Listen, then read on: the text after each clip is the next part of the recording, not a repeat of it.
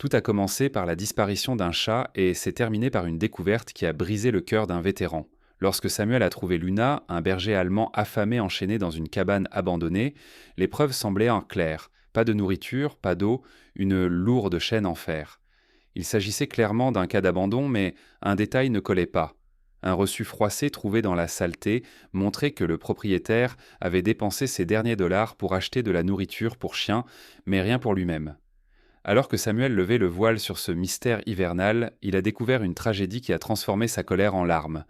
Vous n'êtes pas prêt à entendre la véritable raison pour laquelle cette chaîne était verrouillée. Restez avec nous pour cette histoire profondément émouvante et aidez-nous à nous développer en vous abonnant. Le vent à l'extérieur de la cabane de Samuel Archer ne soufflait pas seulement, il hurlait, poussant un cri aigu, qui témoignait d'un froid assez intense pour geler la moelle des os d'un homme. C'était le genre de tempête dont les anciens de la vallée parlaient prince pendant des années, le genre qui enfouissait les clôtures et transformait les paysages familiers en une couverture blanche inconnue. À l'intérieur, le poêle en fonte dégageait une chaleur intense, luttant contre les courants d'air qui s'insinuaient à travers les fissures invisibles des bûches. Samuel ajouta une autre bûche fendue au feu. Le bois sec s'enflamma immédiatement avec un craquement sec. Il redressa le dos, qui protesta par une douleur sourde qui était devenue sa compagne constante depuis une dizaine d'années. Il avait âgé de 68 ans et les hivers comme celui-ci lui faisaient ressentir chaque jour de son âge. Il s'essuya les mains sur son jean délavé et regarda vers le tapis tressé devant l'âtre. Il était vide. Un nœud d'angoisse se forma instantanément dans son estomac. Barnaby aurait dû être là depuis 12 ans.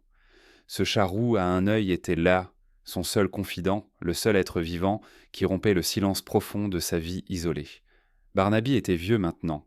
Ses articulations étaient en raide, et il détestait le froid encore plus que Samuel. Il ne s'éloignait jamais de la source de chaleur lors d'une nuit comme celle-ci. Barnaby, appela Samuel, sa voix lui semblait rouillée. Seul le martèlement incessant des grêlons contre les vitres lui répondit. Samuel se déplaça rapidement dans la petite cabane, vérifiant sous le fauteuil affaissé derrière le bûches empilées, même à l'intérieur du placard ouvert du garde-manger. Rien. Une froide terreur commença à s'insinuer dans sa poitrine, plus froide que l'air extérieur. Il atteignit la petite pièce en boue à l'arrière de la cabane. La lourde porte en bois menant à l'extérieur était fermée, mais le loquet en fer n'était pas complètement enclenché. Le vent violent avait dû le secouer juste assez pour qu'un vieux chat curieux ou peut-être confus puisse le pousser avec son museau. Une petite couche de neige fine s'était déjà accumulée sur le plancher intérieur. Samuel fixa l'espace, le cœur battant contre ses côtes. Dehors, avec des températures plongeant à -20 degrés, un chat d'intérieur comme Barnaby ne tiendrait pas une heure. Il serait désorienté dans le blizzard, se recroquevillerait dans la neige pour dormir et ne se réveillerait tout simplement jamais. La panique, une sensation que Samuel n'avait pas ressentie depuis son séjour à l'étranger, il y a des décennies, lui serrait la gorge. Il ne savait pas, pense pas avoir réagi. Il attrapa son lourd manteau de laine sur le crochet, enfila ses bras dans les manches froides, enfila ses bottes isolantes sans prendre la peine de les lasser complètement et enfonça un chapeau de fourrure sur sa tête. Il attrapa la lanterne à pile sur l'étagère, son faisceau coupant un cône jaune vif dans l'obscurité de la buanderie. Il ouvrit la porte en grand, le vent le frappa comme un coup physique, lui coupant le souffle et gelant instantanément l'humidité dans ses narines. Le monde était un tourbillon de chaos blanc. La visibilité était inférieure à 1,5 mètre. « Barnaby !» hurla-t-il dans la tempête, mais le vent emporta son nom avant même qu'il ne quitte ses lèvres. Il sortit de l'abri relatif du porche et s'enfonça jusqu'aux genoux dans la neige fraîche. Chaque pas était une bataille. Le froid le transperçait à travers ses couches de vêtements, trouvant les interstices de son col et de ses poignets comme des aiguillons glacés. Il se força à réfléchir. Où un vieux chat effrayé pourrait-il aller ? Barnaby ne se précipiterait pas à l'aveuglette dans le champ ouvert. Il chercherait un abri. Il se dirigea vers la lisière des arbres en suivant le contour flou de ce qui était autrefois la clôture du jardin. Ses poumons brûlaient à chaque inspiration d'air glacial. Il continuait d'appeler, même s'il savait que c'était inutile. Il était guidé par le désespoir et la terrible peur d'être à nouveau complètement seul. À 50 mètres de la cabane, près de la lisière de la dense forêt de pins, se trouvait une vieille structure délabrée. Elle avait autrefois été un fumoir ou une remise de chasseurs, abandonnée bien avant que Samuel n'achète le terrain. Elle n'était plus qu'un amas de bois pourri et un toit affaissé, mais elle offrait 3 murs contre le vent. C'était le seul abri à proximité. Samuel se fraya un chemin à travers la neige. Ou une remise à provision, abandonnée bien avant que Samuel n'achète le terrain. Elle n'était plus qu'un amas de bois pourri et un toit affaissé, mais elle offrait 3 murs contre le vent. C'était le seul abri à proximité. Samuel se fraya un chemin à travers une congère qui lui arrivait à la hanche pour atteindre la cabane. La porte pendait de travers sur un seul pivot, laissant un espace juste assez large pour qu'un petit animal puisse se faufiler. Il braqua le faisceau de sa lanterne dans l'intérieur sombre. Une paire d'yeux reflétait la lumière, l'un vert vif, l'autre d'un blanc laiteux et marqué de cicatrices. Barnaby. Samuel poussa un soupir de soulagement qui lui fit fléchir les genoux. Le chat était recroquevillé dans un coin, sous un établi cassé, tremblant si violemment que son corps tout entier n'était qu'une tache orange floue. Il poussa un miaulement aigu et pathétique qui couvrait à peine le bruit de la tempête à l'extérieur. Samuel s'agenouilla dans la saleté et la neige qui s'étaient engouffrées à l'intérieur. Il posa la lanterne et ramassa le corps frêle. Barnaby semblait incroyablement léger, comme un tas de feuilles séchées et d'os fragiles. Il enfouit immédiatement son visage dans le manteau de laine de Samuel, ses griffes s'agrippant fermement. « Je te tiens, vieux fou, murmura Samuel, la voix chargée d'émotion. « Je te tiens. » Il glissa le chat au fond de son manteau et remonta la fermeture éclair à mi-hauteur, afin que seule la tête de Barnaby sortait de sa poche, pressée contre sa poitrine. Il pouvait sentir les battements rapides et frénétiques du petit cœur contre le sien. Samuel attrapa la lanterne, prêt à entamer le pénible trajet de retour, vers la chaleur de la cabane. Il anticipait déjà le feu et la bouteille de whisky posée sur le comptoir de la cuisine. Il se tourna vers la porte, mais s'arrêta. Au-delà du vent hurlant à l'extérieur, il entendit un bruit provenant du coin le plus sombre de la cabane. Ce n'est pas le vent, c'était un bruit métallique distinct, le grattement aigu d'un lourd fer traînant sur la terre gelée. Samuel se figea, la main suspendue au-dessus de la poignée de la lanterne. Il retint son souffle et écouta. Le bruit se reproduisit, suivi d'un son grave, mi-gémissement, mi-grognement. C'était un son de désespoir absolu, mais mêlé d'un avertissement terrifiant. Il tourna lentement la lanterne vers le coin arrière de la cabane, derrière un tas de bois pourri qu'il n'avait pas remarqué auparavant. Le faisceau de lumière transperça les ombres et éclaira une scène qui fit geler le sang dans les veines de Samuel, plus rapidement que ne l'aurait fait la tempête de neige. Allongée dans la boue, enchaînée à un épais poteau de soutien, se trouvait une chienne berger allemand. Elle fixait directement la lumière, les yeux écarquillés, remplis de terreur et de défiance. Même dans la pénombre, Samuel pouvait compter chacune de ses côtes sous son pelage sale et emmêlé. Ses hanches saillaient, et sa tête semblait trop lourde pour que son cou amaigri puisse la soutenir. La lourde chaîne en fer qui entourait son cou était si serrée qu'elle semblait disparaître dans sa fourrure. L'autre extrémité était attachée à un épais piton en fer enfoncé dans le poteau. Elle poussa un grognement grave qui résonna dans le petit espace, montrant les dents dans un grondement. C'était une démonstration pitoyable de force de la part d'une créature qui n'en avait clairement plus. Samuel fit un pas prudent en avant et la raison de son défi devint claire.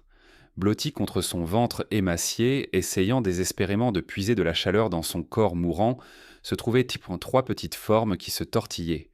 C'étaient un des chiots nouveau-nés, leurs yeux pas encore ouverts émettant de doux miaulements à peine audibles. La chienne était en train de mourir de froid et de faim, mais elle s'était recroquevillée autour d'eux, formant un bouclier vivant contre un monde qu'il avait abandonné. Samuel la fixait, son esprit incapable de comprendre la cruauté de quelqu'un qui l'avait amené ici, qui avait enroulé cette lourde chaîne autour de son cou, l'avait attaché au poteau et était parti alors que la tempête de neige s'abattait. Il l'avait en laissé mourir lentement et dans d'atroces souffrances, dans l'obscurité et le froid. Le soulagement qu'il avait ressenti en trouvant Barnaby s'était évaporé instantanément, remplacé par une rage volcanique brûlante qui avait commencé dans ses tripes et envahi sa poitrine, chaude et suffocante. Il regarda l'animal souffrant, la mère désespérée qui essayait de sauver ses bébés alors qu'elle ne pouvait même pas se sauver elle-même. Un juron s'échappa de la gorge de Samuel, un son rauque et laid de fureur dirigé contre le monstre invisible qui avait fait cela. Il ne savait pas qui ils étaient, mais à ce moment-là, debout dans la cabane glaciale, avec son chat tremblant contre sa poitrine et le chien mourant devant lui, Samuel les haïssait avec une férocité qui l'effrayait. La tempête faisait rage à l'extérieur, mais la tempête à l'intérieur de Samuel Archer venait de commencer. La rage qui avait éclaté dans la poitrine de Samuel était brûlante et dévorante, mais le soldat en lui savait que la colère seule ne sauverait aucune vie ce soir-là. Il se tenait dans la cabane glaciale, son souffle formant des nuages dans la lumière de la lanterne, évaluant le cauchemar tactique qui se trouvait devant lui. Il tenait Barnaby qui tremblait contre sa poitrine. Sur le sol gisait un berger allemand de 27 kilos, enchaîné et trop faible pour se tenir debout, ainsi que 3 vies fragiles qui gèleraient en quelques minutes si elles étaient exposées à l'air libre. Il ne pouvait pas tous les porter, c'était une simple équation brutale de poids et de distance. Il baissa les yeux vers la chienne. Ses oreilles étaient plaquées contre son crâne et un grognement grave et continu vibrait dans sa gorge. Bien que sa queue fût repliée entre ses pattes dans une soumission terrifiée, elle l'avertissait de ne pas s'approcher de ses petits, même si la mort la rattrapait.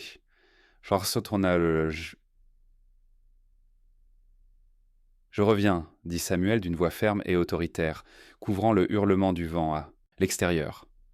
Vous m'entendez, madame ? Tenez bon, je reviens. Reviens. Il se retourna et poussa de son épaule la porte déformée, la forçant à s'ouvrir juste assez pour se faufiler à l'intérieur. Il cala un morceau de bois de chauffage contre le bas du cadre pour la maintenir fermée contre le vent, priant pour que le courant d'air ne tue pas les chiots avant son retour. La course vers la cabane fut un tourbillon d'adrénaline. Samuel ne sentait pas le froid. Son esprit était entièrement concentré sur la logistique du sauvetage. Il enfonça la porte du vestibule et la referma d'un coup de pied derrière lui. Il pas s'arrêter pour enlever ses bottes. Il entra dans la pièce principale et déposa Barnaby sur le tapis près du poêle. « Reste là !» ordonna-t-il au chat, bien que Barnaby se soit déjà recroquevillé en une petite boule orange, traumatisé et épuisé. Samuel agissait avec l'efficacité d'un homme qui s'était entraîné pour les situations d'urgence il y a longtemps. Il se rendit dans le placard à balai et prit une paire de coupe-boulons robustes. Il attrapa une bobine de corde et une épaisse couverture en laine dans le coffre du couloir, puis il courut par la porte arrière vers le bûcher. Appuyé contre le mur se trouvait sa vieille luge. C'était une luge utilitaire robuste avec des patins en bois et un plateau plat, conçu pour transporter du bois de chauffage dans la neige profonde. Elle était lourde mais solide. Il attrapa la corde de remorquage et commença son périple dans le vide blanc. Le retour à la cabane fut plus difficile. Le vent avait tourné et lui soufflait directement au visage, projetant des cristaux de glace sur sa peau comme du sable abrasif. Il baissa la tête et ses jambes s'enfonçaient de plus en plus dans la neige. Le traîneau rebondissait et dérapait derrière lui, tel un poids à mort qui s'accrochait aux racines cachées et aux rochers enfouis. Lorsqu'il atteignit la cabane, ses poumons étaient en feu, mais il ne perdit pas de temps. Il poussa la porte et la chienne, qu'il avait baptisée Madame dans son esprit, leva faiblement la tête. Elle ne grommela pas cette fois-ci. Elle semblait le reconnaître, ou peut-être n'avait-elle tout simplement plus la force de se battre. Samuel accrocha la lanterne à un clou rouillé et s'agenouilla à côté d'elle. « Très bien, Lady, enlevez ce vilain ferraille de dessus. » Il positionna les mâchoires du coupe-boulon autour du maillon le plus épais de la chaîne près de son cou. Ses mains, bien que raides à cause du froid, agrippèrent en les poignets en caoutchouc avec une force de fer. Il appuya de tout son poids, les muscles de ses épaules se tendirent avec un bruit métallique aigu qui ressemblait à un coup de feu dans cet espace confiné. La chaîne se rompit. La chienne tressaillit, mais lorsque le poids de l'acier disparut de son cou, elle laissa échapper un long soupir, tremblant. Maintenant venait la partie difficile. Samuel étendit la couverture en laine sur le plancher du traîneau qu'il avait traîné à l'intérieur. Il s'approcha de la chienne. « Je dois vous soulever, madame. Ne me mordez pas, j'essaie de vous aider. » Il glissa ses bras sous sa poitrine et ses hanches. Elle était terriblement légère pour sa taille, rien que de la fourrure et des os. Mais elle restait un animal de grande taille. Lorsqu'il la souleva, elle poussa un cri aigu de douleur et de confusion, tournant brusquement la tête vers son visage. Samuel ne pas broncha. Il la tint fermement, lui murmurant des mots rassurants jusqu'à ce qu'il l'ait déposée sur le traîneau. Il enroula les bords de la couverture autour d'elle, les rentrant pour préserver le peu de chaleur corporelle qu'il lui restait.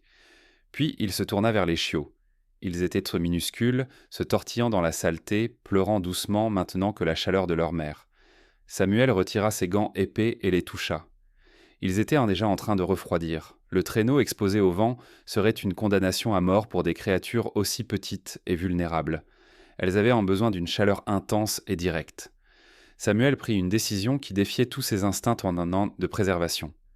Il ouvrit sa veste en cuir épaisse, l'air froid s'engouffra et frappa sa poitrine comme un coup de marteau. Il ne portait pas de pull en dessous, seulement une fine chemise en flanelle à carreaux rouges et bleu marine sur un maillot de corps en coton gris. Il ôta complètement sa veste. « Ça va, les petits » murmura-t-il. Il ramassa les 3 chiots. Ils étaient un si petits qu'ils tenaient entièrement tous dans ses mains en coupe. Il les plaça délicatement dans la doublure en polaire de sa veste en cuir. Il les enveloppa dans son épais manteau, créant ainsi un cocon chaud et isolant. Puis il fit quelque chose de crucial. Il pas le paquet sur le traîneau, il a tiré les manches de la veste en cuir autour de son cou et les a attachées solidement, formant une écharpe de fortune qui maintenait le paquet de chiots directement contre le centre de sa poitrine. Il s'est levé, le choc du froid a été immédiat et brutal. Sans sa veste, la température était maintenant de près de 30 degrés en dessous de zéro, avec le vent glacial qui transperçait sa chemise d'en flanelle. Il avait l'impression que sa peau était arrachée. Il a attrapé la corde de remorquage du traîneau et l'a enroulée autour de sa taille en la nouant fermement. « Rentrons à la maison, dit-il en serrant les dents. Il ouvrit la porte de la cabane d'un coup de pied et retourna dans la tempête. Le voyage de retour fut un véritable cauchemar. Le vent hurlait avec une fureur renouvelée, sentant sa vulnérabilité. En quelques secondes, les bras et le torse de Samuel étaient engourdis. La chemise en flanelle n'offrait aucune résistance au vent, c'était comme porter du papier. Il se pencha en avant, enfonça ses bottes dans la neige et tira le traîneau. Alourdi par le poids des chiots et la friction de la neige fraîche, il avait l'impression de traîner une ancre. La corde s'enfonçait dans sa taille, lui meurtissant les hanches.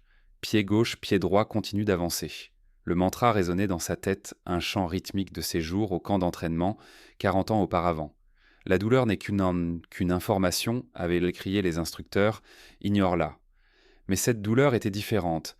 C'était un froid profond et lancinant qui cherchait à arrêter son cœur. Ses doigts, agrippant la corde pour plus de force, étaient des griffes raides, sa barbe était complètement gelée et son visage était recouvert d'une couche de glace. Derrière lui, le traîneau glissait silencieusement, transportant Lady contre sa poitrine. Le paquet de sa veste en cuir restait chaud. Il pouvait sentir les légers mouvements des chiots contre ses côtes. Cette petite sensation était la seule chose qui le maintenait en vie. Il était leur fournaise. S'il s'arrêtait, le feu s'éteindrait. Les 50 mètres qui le séparaient de la cabane lui semblaient en être 50 kilomètres. La neige lui arrivait désormais aux genoux, lui tirant les jambes et essayant de le faire tomber. Sa respiration était haletante et sifflant. Sa vision commençait à se rétrécir. Les bords blancs de son champ de vision devenaient gris. Il trébucha sur une branche enfouie et tomba à genoux. La neige froide s'engouffra instantanément dans son jean. L'envie de rester là, de se recroqueviller et de laisser le sommeil l'emporter était séduisante et irrésistible. « Lève-toi, Archer, se dit-il. Tu ne survivras pas survécu à la jungle pour mourir dans ton propre jardin. » Il pensa à la chienne sur le traîneau, à la façon dont elle l'avait regardé avec cette lueur de confiance. Il pensa aux 3 battements de cœur contre sa poitrine.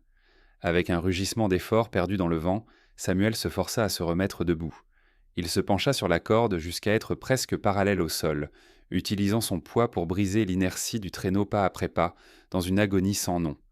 La silhouette sombre de la cabane émergea du blizzard. La lueur jaune de la fenêtre de la cuisine était un phare, une promesse de vie. Lorsque ses bottes touchèrent enfin les marches en bois du porche arrière, Samuel pât la force de célébrer.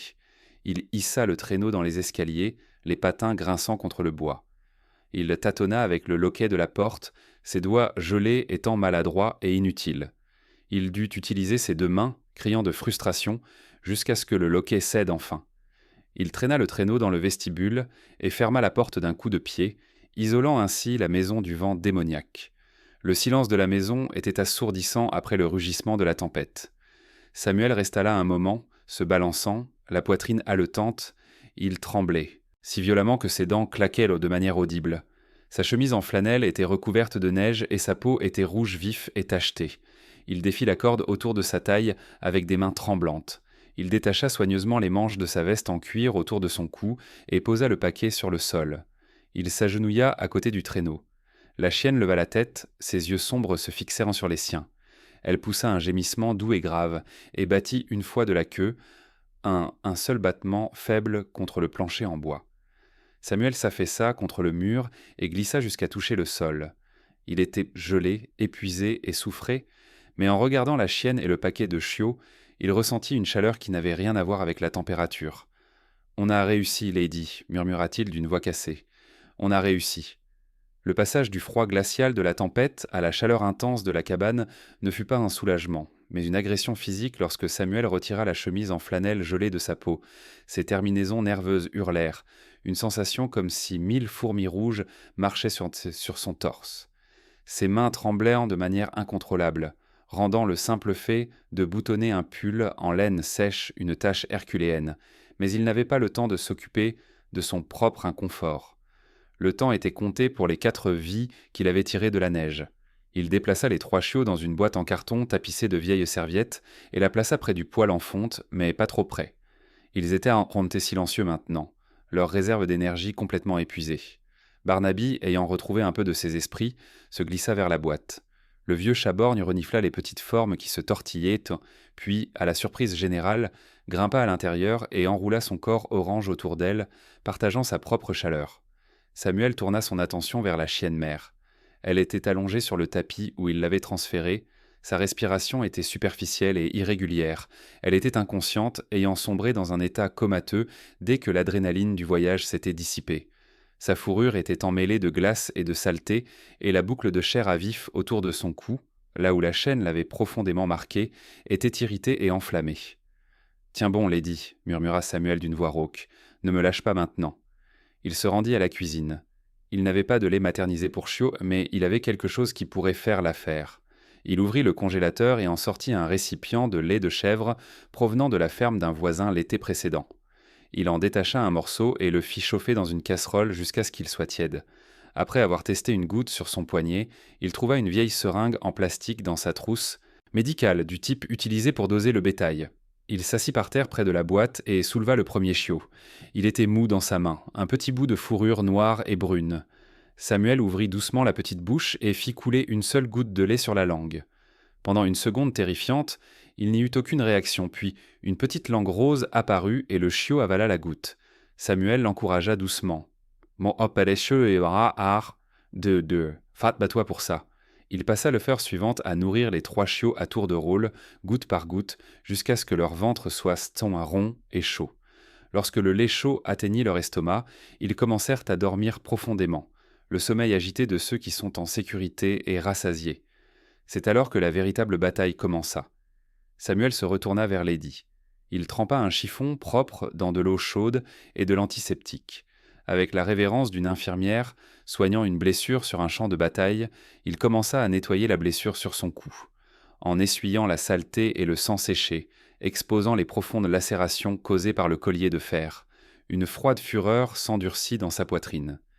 Il imagina la personne qui avait fait cela.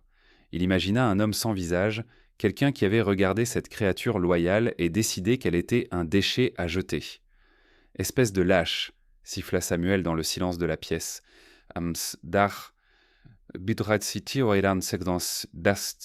Espèce de lâche sans cœur. Il détestait le propriétaire inconnu avec une intensité venimeuse. Il voulait trouver l'homme qui avait attaché cette chaîne. Il voulait le traîner dans la tempête et voir comment il se débrouillerait contre le vent glacial sans manteau. La colère l'animait, repoussant sa propre fatigue, donnant à ses mains tremblantes un but précis. Il injecta une dose d'antibiotiques à large spectre provenant de sa réserve pour le bétail dans la peau lâche entre ses omoplates, priant pour que le dosage soit correct.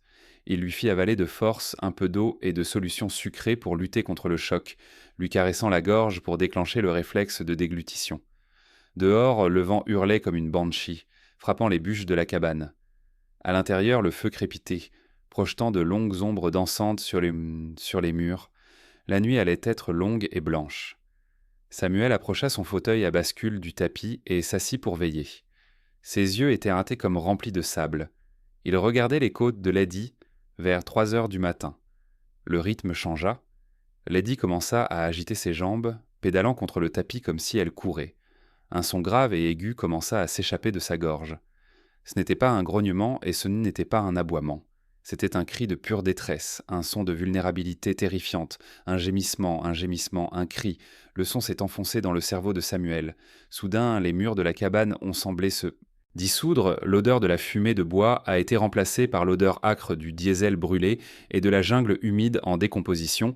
Le vent hurlant s'est transformé en rugissement d'une pale d'hélicoptère battant l'air. Samuel, plus âgé de 68 ans, il en avait 20, agenouillé dans la boue qui sentait le cuivre et la mort. Les gémissements du chien se confondirent avec une voix humaine. « Sam, Sam, ça fait mal !» C'était Danny, Danny qui avait 18 ans et qui riait de tout, Danny qui avait marché sur une plaque de pression 3 jours avant leur retour prévu à la maison. Samuel fixait le chien, mais il ne voyait pas un berger allemand. Il voyait un jeune homme avec une blessure à la poitrine qui cessait de saigner, le visage couleur de cendre. « Je suis là, Danny !» Samuel s'étrangla en glissant de la chaise pour se mettre à genoux. Il pressa ses mains contre les côtes du chien, mais dans son esprit, il pressait une compresse de combat dans un trou béant. « Reste avec moi, l'hélicoptère arrive, tu m'entends ? Reste avec moi !»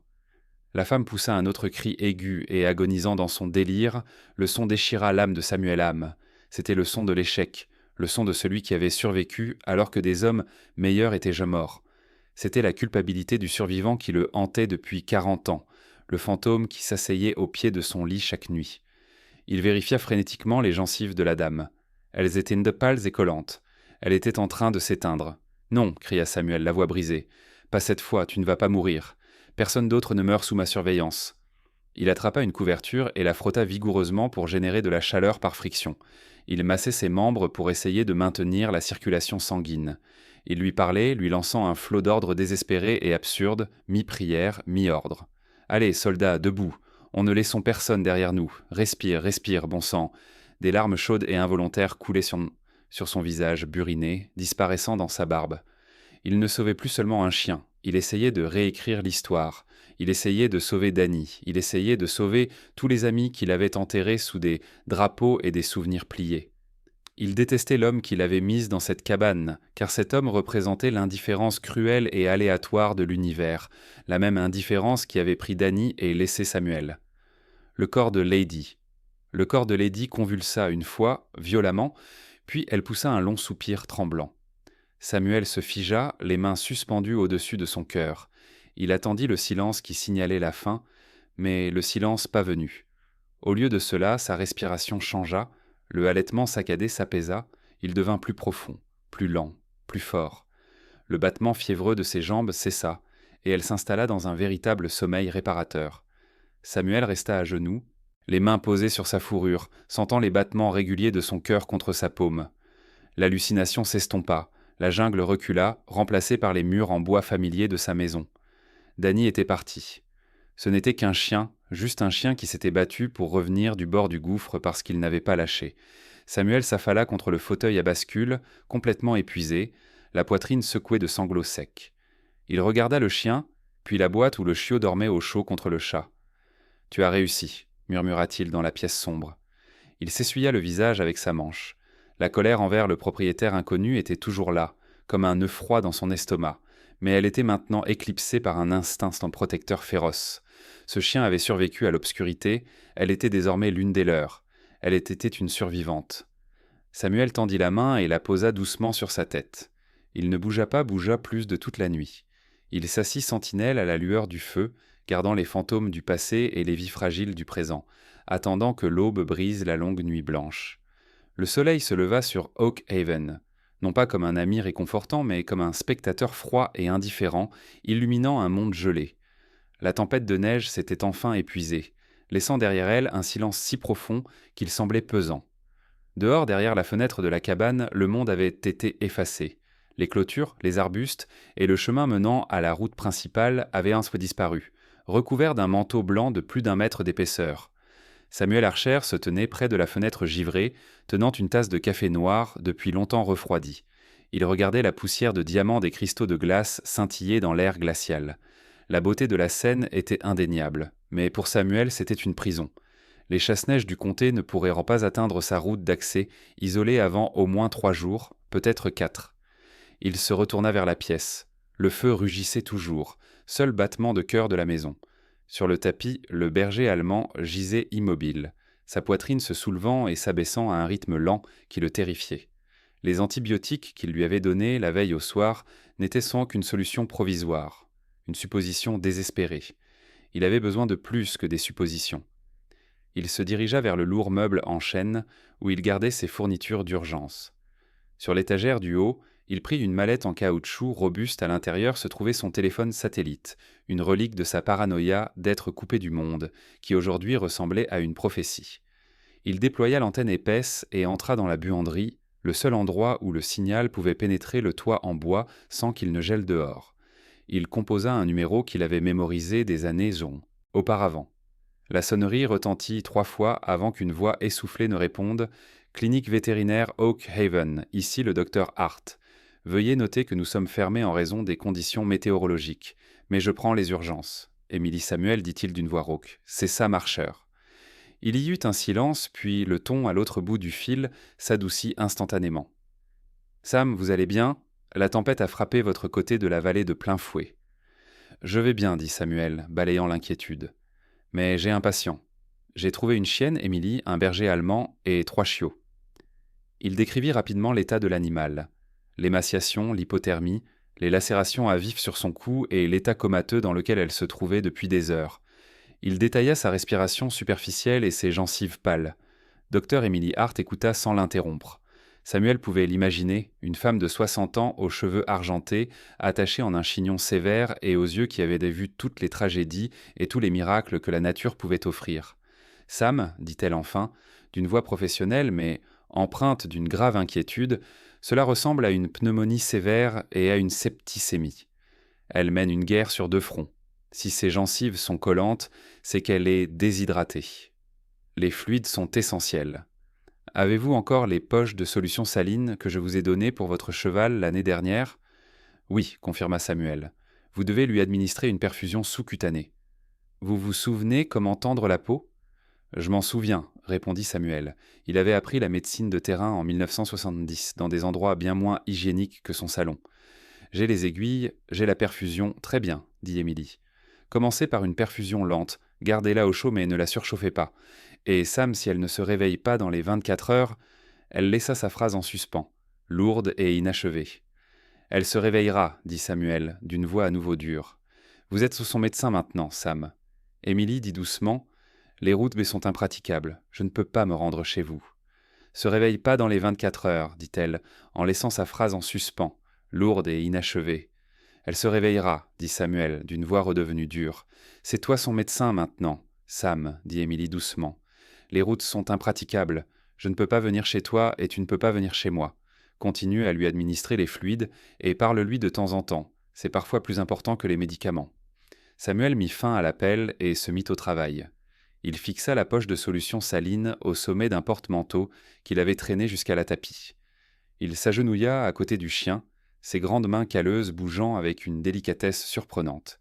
Il pinça la peau lâche entre ses omoplates, créant une petite tente et inséra l'aiguille. Elle ne pas broncha, elle était trop faible pour sentir la piqûre de l'aiguille. Il fixa la perfusion avec du ruban adhésif et régla le débit, puis l'attente commença. Le temps dans la cabane devint fluide, mesuré non pas par l'horloge accrochée au mur, mais par le lent goutte à goutte de la solution saline et le programme d'alimentation des chiots toutes les 2 heures. Samuel réchauffa le lait de chèvre, s'assit par terre et sortit chaque petit chiot de la boîte où Barnaby, le chat était toujours allongé comme un gardien orange vigilant. Il les nourrit à l'aide d'une seringue, essuyant leur bouche laiteuse avec un chiffon et leur murmurant des mots d'encouragement jusqu'à ce qu'ils retombent dans un sommeil ivre de lait. Puis il retournait vers la mère, lui mouillait la langue avec de l'eau et la retournait doucement toutes les quelques heures pour éviter que le liquide ne s'accumule dans ses poumons. Il s'assit dans le fauteuil à bascule et la fixa du regard, transmettant sa propre force à son corps brisé. La colère qu'il ressentait envers l'ancien propriétaire bouillonnait constamment sous la surface, telle une fièvre légère qui le maintenait en alerte. Il imaginait l'homme assis quelque part au chaud, peut-être en train de boire du café, indifférent à la souffrance qu'il avait causée.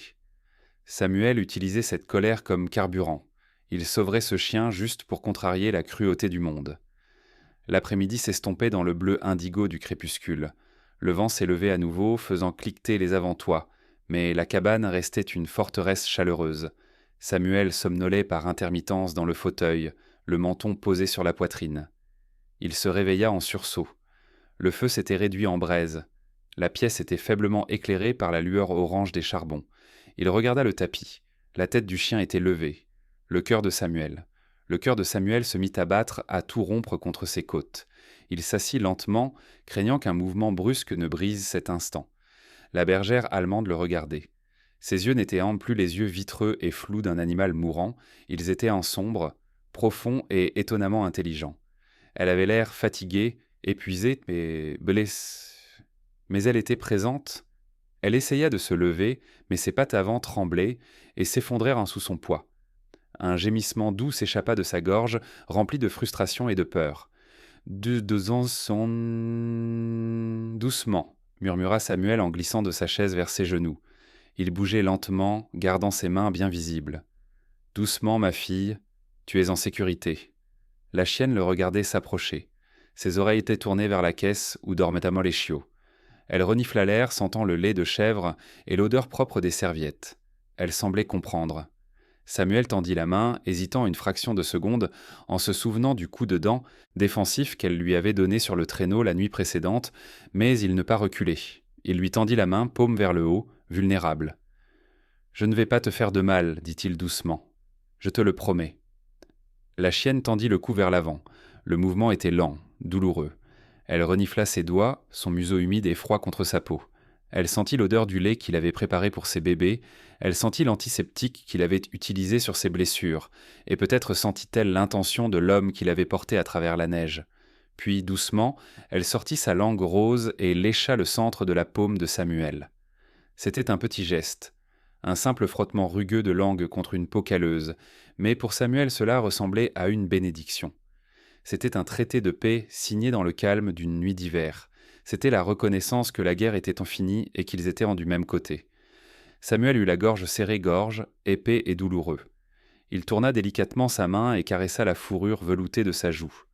Elle se pencha vers sa main, ses paupières lourdes tombant. « Ah, tu es revenu vers nous, » murmura Samuel.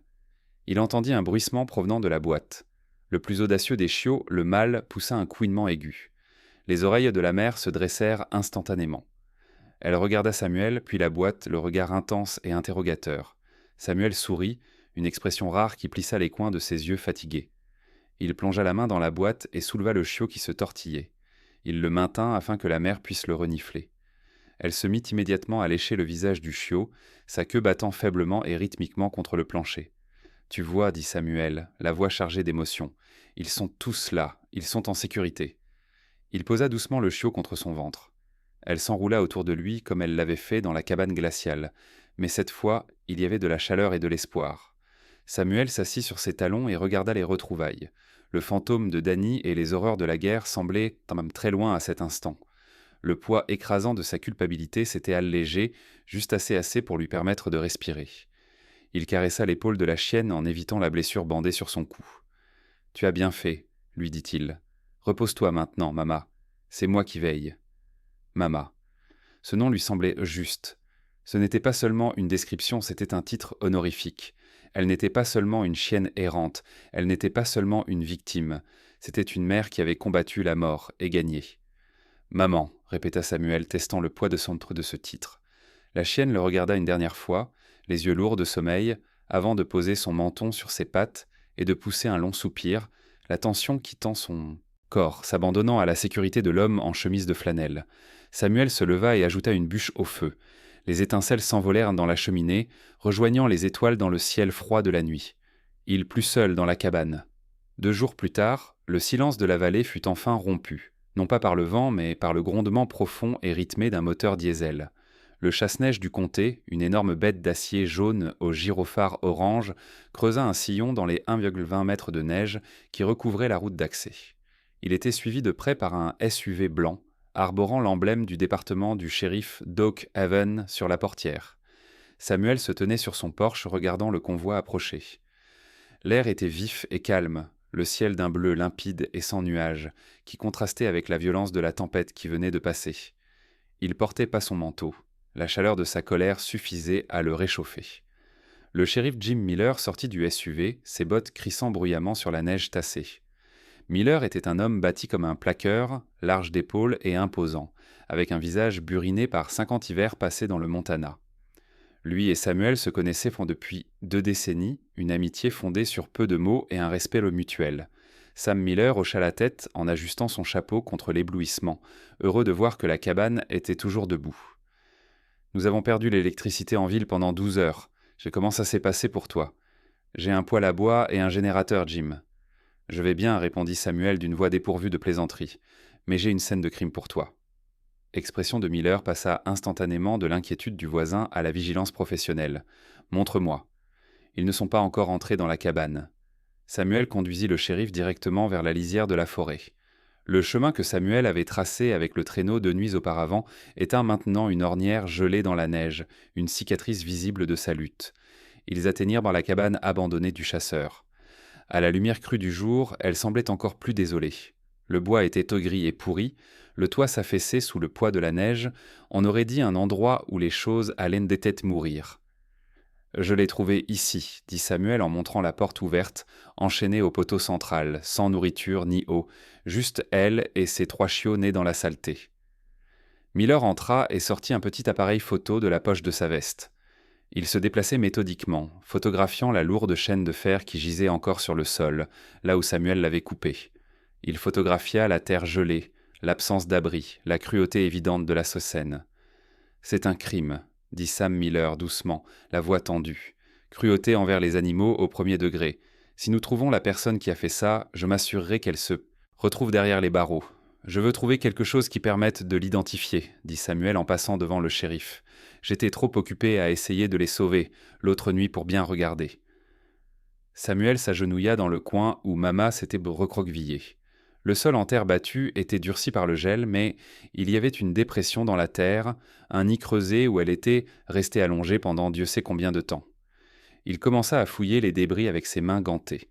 Il jeta de côté des morceaux de bois pourris, de vieilles canettes de bière laissées par des adolescents il y a des décennies et des feuilles emportées là par le vent. Sa main effleura quelque chose qui n'était ni du bois ni de la pierre, mais du tissu. Jim appela Samuel. Il tira sur l'objet qui était enfoui sous une couche de neige et de saleté qui s'était accumulée à travers les fissures des murs. C'était un sac à dos, ou du moins cela avait été un sac à dos. Il était en toile bon marché et presque usé jusqu'à la corde au fond. Les sangles étaient effilochées et maintenues ensemble par du ruban adhésif. Miller s'approcha et braqua le faisceau de sa lampe torche tandis que Samuel ouvrait la fermeture éclair du compartiment principal.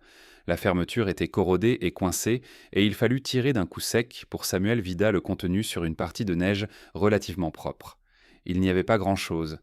Quelques t-shirts en lambeaux, avec plus de trous que de tissu, une paire de chaussettes raccommodées et réparées une 12aine de fois, un sac en plastique contenant une brosse à dents et un rasoir qui semblait avoir été utilisé pendant des mois.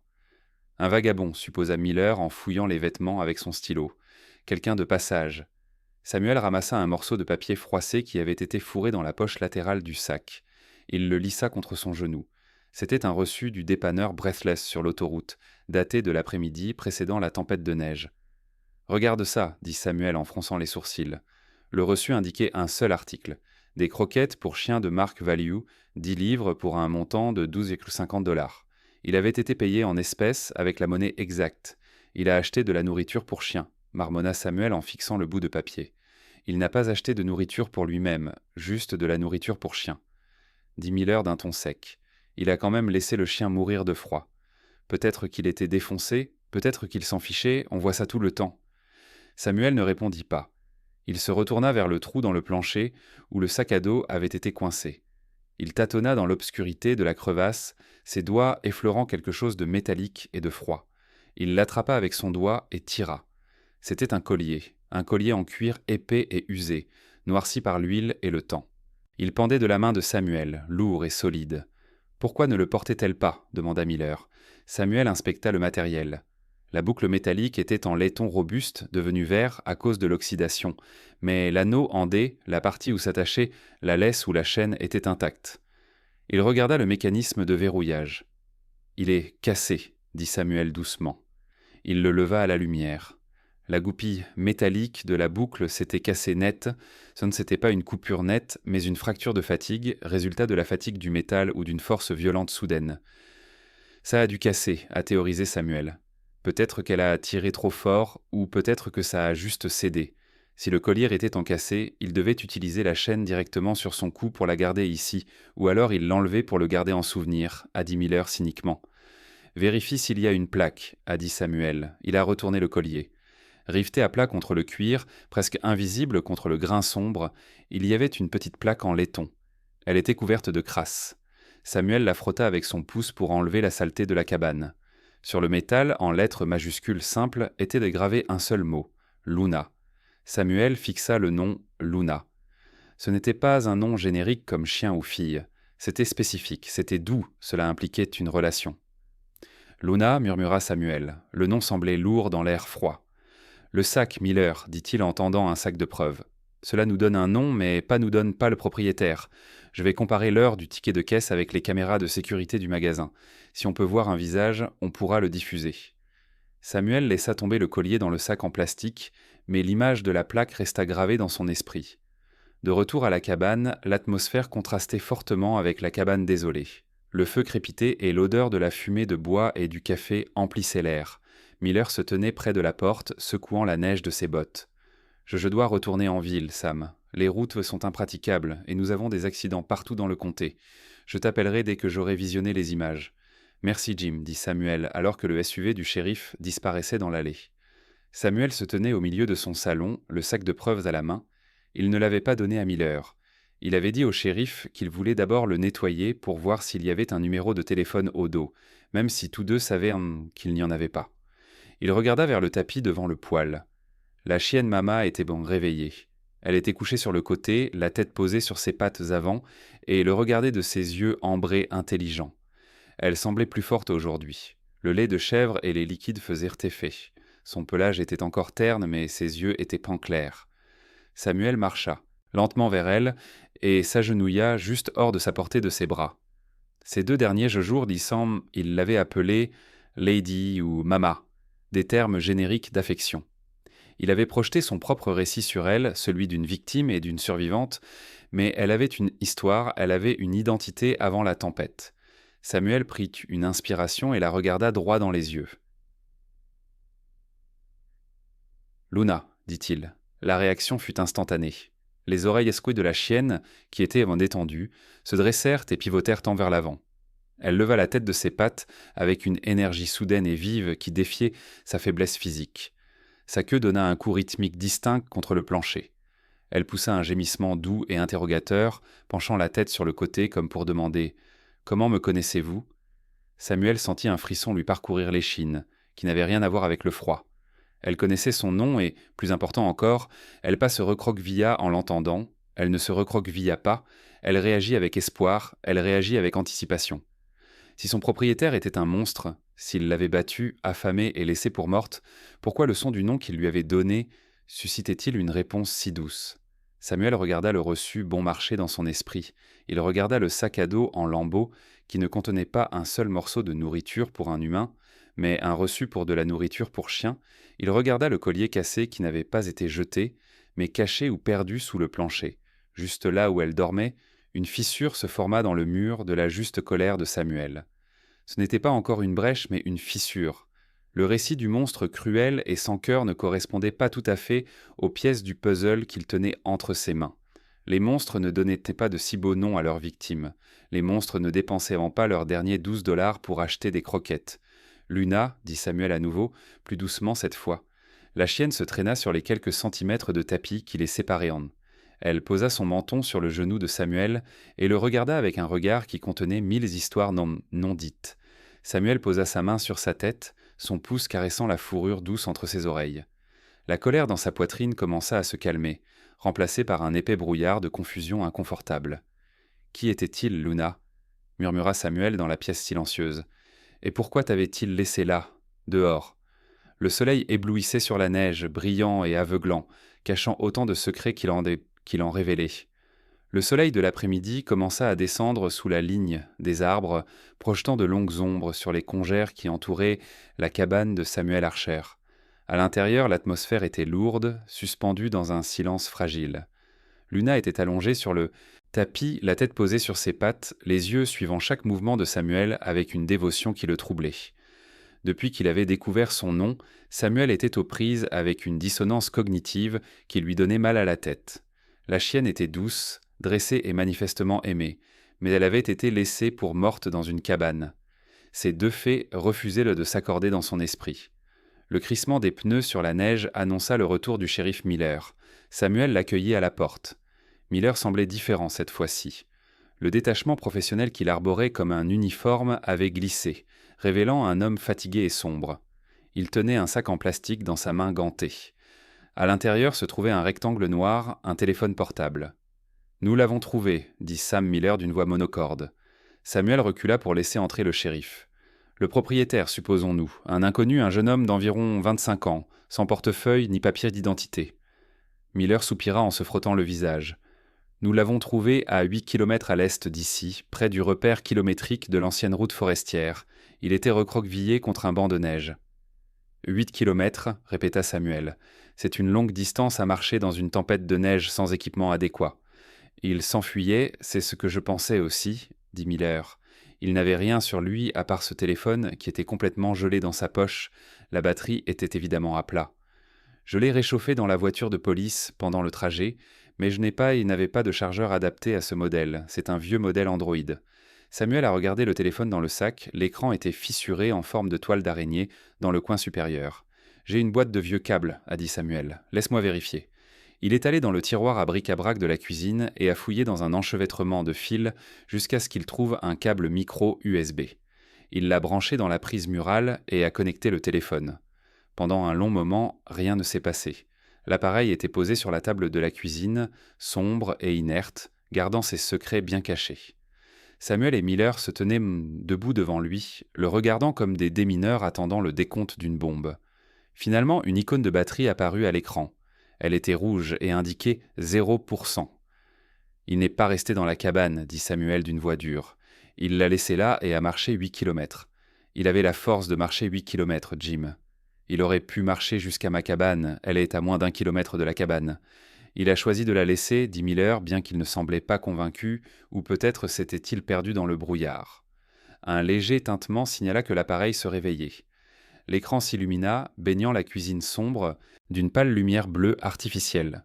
Le système d'exploitation se chargea lentement, le logo animé saccadé, puis l'écran de verrouillage.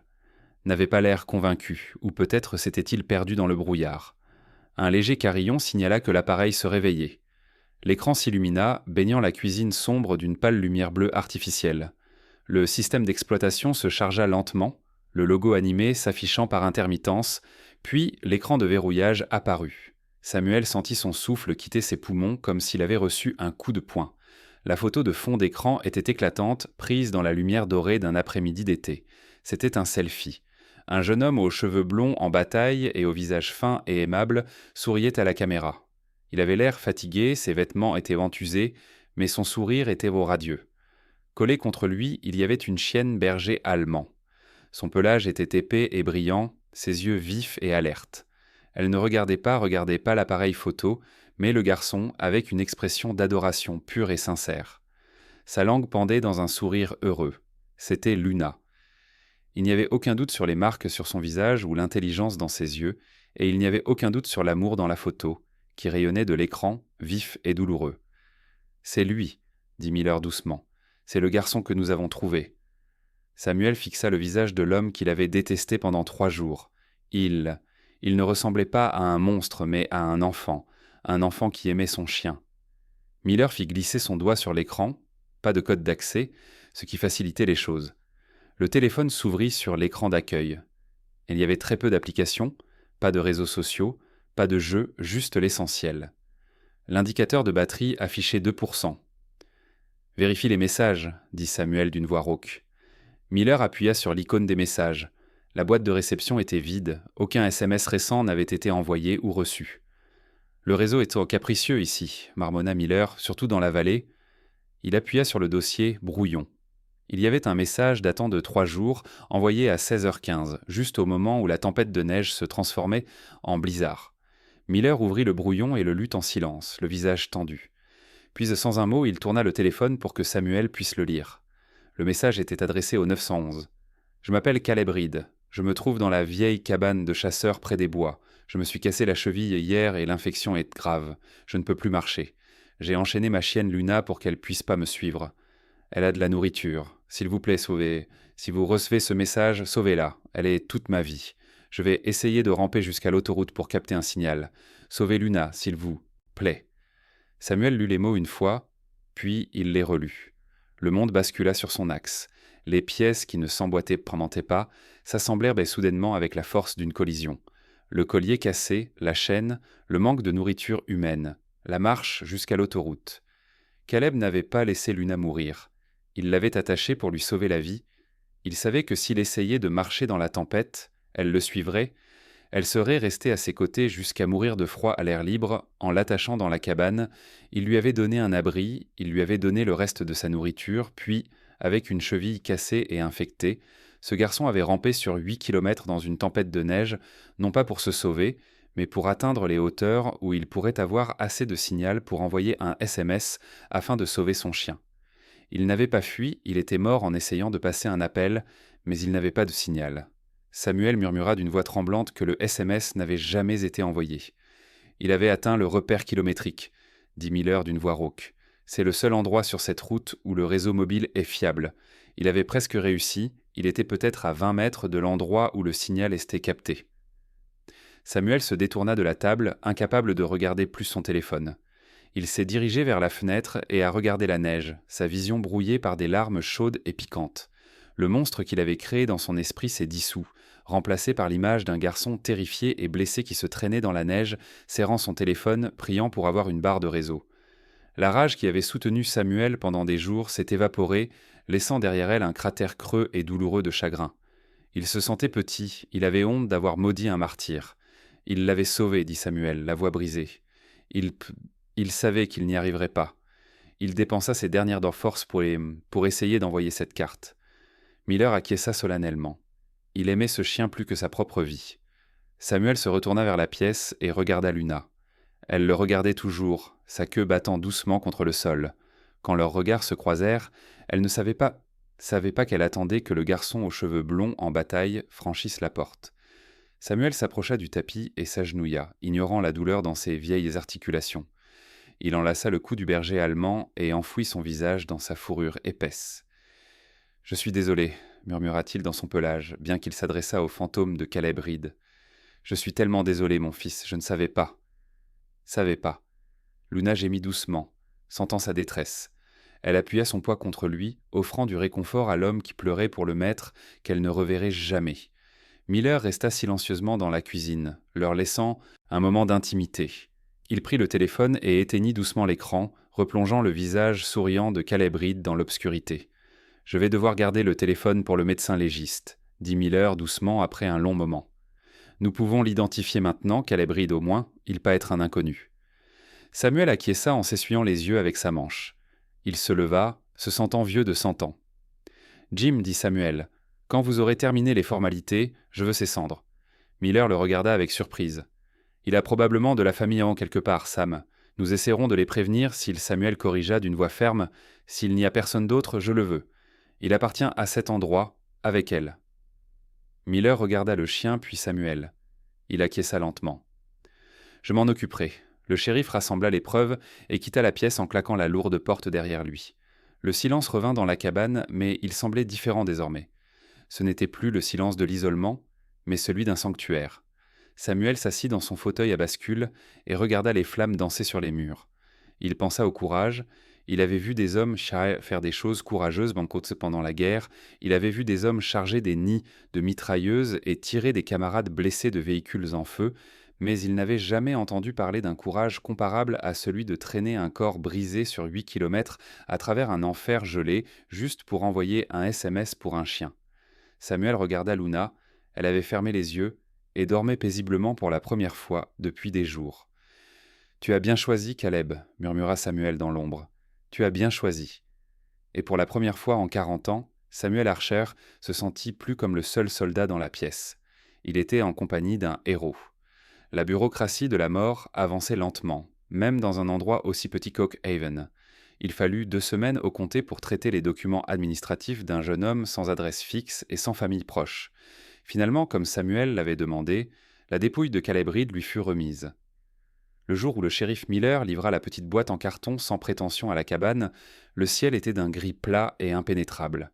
C'était le genre de froid qui amplifiait le silence, étouffait les sons et rendait le monde immobile. Samuel accueillit Miller à la porte. Il prit la boîte à 2 mains, la tenant avec le respect habituellement réservé à un drapeau plié. Elle semblait incroyablement légère. Il semblait injuste qu'une vie capable d'un amour aussi intense et d'un sacrifice aussi lourd puisse être réduite à quelque chose qui pesait moins qu'un sac de sucre. Le docteur Hart arrive dans son camion, dit Miller doucement en retirant son chapeau. Elle voulait être là. Samuel acquiesça. Merci, Jim, pour avoir réglé les formalités administratives. Il méritait d'être chez lui, répondit Miller en jetant un coup d'œil vers le salon où Luna se reposait. Ils le méritaient tous les deux. 30 minutes plus tard, un petit cortège quitta la cabane pour se diriger vers la butte derrière la grange. Samuel ouvrait la marche, la boîte blottie dans le creux de son bras, une pelle dans l'autre main. Le shérif Miller marchait quelques pas derrière lui, et le docteur Emily Hart marchait à ses côtés, les suivant en boitant légèrement, mais la tête haute. Luna. Elle n'avait pas besoin de laisse, car depuis le jour où elle s'était réveillée, elle avait suivi Samuel à la trace. Aujourd'hui, cependant, son comportement était différent. Elle reniflait fréquemment l'air, ses oreilles remuant, sentant l'humeur sombre des humains autour d'elle. Elle gardait les yeux fixés sur la boîte dans le bras de Samuel, comme si elle reconnaissait l'odeur qui s'y attardait, faible mais indéniable. Ils arrivèrent à la destination choisie par Samuel. C'était un immense chêne blanc qui se dressait seul à la lisière du pâturage. Ses branches dénudées par l'hiver s'étendaient comme les veines de la terre contre le ciel gris. C'était le plus vieil être vivant de la propriété, une sentinelle silencieuse qui avait résisté à 100 tempêtes de neige. Samuel posa la boîte sur une pierre plate alla au pied de l'arbre. Il tendit sa veste à Miller et retroussa les manches de sa chemise en flanelle. Le sol était gelé, dur et impitoyable sous la neige. Samuel frappa la terre avec la pelle. Le bruit fut un bruit sourd qui résonna dans le champ vide. Il commença à creuser. C'était un travail brutal. Le gel était profond et chaque coup de pelle exigeait un grognement d'effort. Miller s'avança pour proposer de prendre le relais, mais Samuel secoua la tête. C'était son devoir, c'était sa pénitence. Il n'avait pas été là pour aider Caleb à parcourir ses 8 kilomètres dans la tempête, alors il creuserait cette tombe de ses propres mains, il transpirerait pour le garçon qui était mort de froid pour son chien. Le rythme du creusage prit le dessus, frappé, poussé, soulevé, tandis que le trou s'approfondissait. Luna s'approcha du bord, elle ne n'aboyait pas et ne faisait pas les 100 pas. Elle s'assit simplement et regarda la terre sombre s'accumuler sur la neige, elle regarda du trou à la boîte sur la pierre, ses yeux ambrés remplis d'un mélange confus de patience et de chagrin. Lorsque la tombe fut assez profonde, Samuel sortit, sa poitrine haletante, de la vapeur s'élevant de sa peau dans l'air glacial. Il s'essuya le front avec un mouchoir et remit sa veste. Il s'agenouilla près de la pierre et ramassa la boîte. Il pas transférer les cendres dans une urne. Caleb avait été un voyageur, un homme aux moyens modestes. Samuel posa délicatement la boîte dans la terre et, à côté, il plaça le téléphone, portable enveloppé dans une toile cirée pour le protéger. L'écran restait noir, mais l'image du garçon souriant et de son chien était gravée dans l'esprit de toutes les personnes présentes. « Je ne le connaissais pas, commença Samuel, la voix légèrement brisée par l'air froid. Il regarda le petit groupe rassemblé sous le chêne. Aucun d'entre nous ne le connaissait. Nous avons vu un vagabond, un enfant sans abri, et nous avons fait des suppositions. Il baissa les yeux vers la tombe. Mais maintenant, nous le connaissons. Nous savons qu'il était un homme courageux. Nous savons qu'il possédait une loyauté qui nous fait honte à tous. Il est entré dans l'obscurité pour qu'elle puisse voir la lumière. » Samuel fit une pause, ravalant la boule dans sa gorge. Les Écritures disent qu'il n'y a pas de plus grand amour que celui qui donne sa vie pour ses amis. Caleb Reed a vécu cela et il est mort pour cela. Il n'est plus un étranger, il fait partie de la famille. Le docteur Hart essuya une larme sur sa joue avec sa main gantée. Le shérif Miller se tenait au garde-à-vous, la posture rigide offrant un salut silencieux au jeune homme tombé. Samuel commença à remplir la tombe. Le bruit de la terre frappant le cercueil était définitif et absolu. Lorsque la terre fut à nouveau nivelée, Samuel plaça une simple croix qu'il avait fabriquée à partir de cèdre, grossièrement taillée à la tête de la tombe. Il avait gravé le nom profondément dans le bois, Caleb Reed, 1988-2023, enfin chez lui. Samuel recula, c'était fait. Luna s'avança alors. Elle marcha lentement vers le monticule de terre fraîche. Elle renifla la croix de cèdre en inspirant profondément. Elle renifla la terre, son nez cherchant l'odeur de l'homme qui gisait dessous. Puis elle fit quelque chose qui brisa à nouveau le cœur de Samuel. Elle ne creusa pas. Elle ne hurla pas. Elle se contenta de tourner autour de la tombe une fois que le corps eut été descendu, puis elle s'allongea directement sur la terre remuée. Elle posa son menton sur ses pattes avant et ferma les yeux. Un gémissement plaintif s'échappa de sa gorge. Pas creusée, elle n'a pas hurlé, Elle a simplement fait le tour de la tombe, puis elle s'est baissée et s'est allongée directement sur la terre remuée. Elle a posé son menton sur ses pattes avant et a fermé les yeux. Un son grave et triste s'est échappé de sa gorge.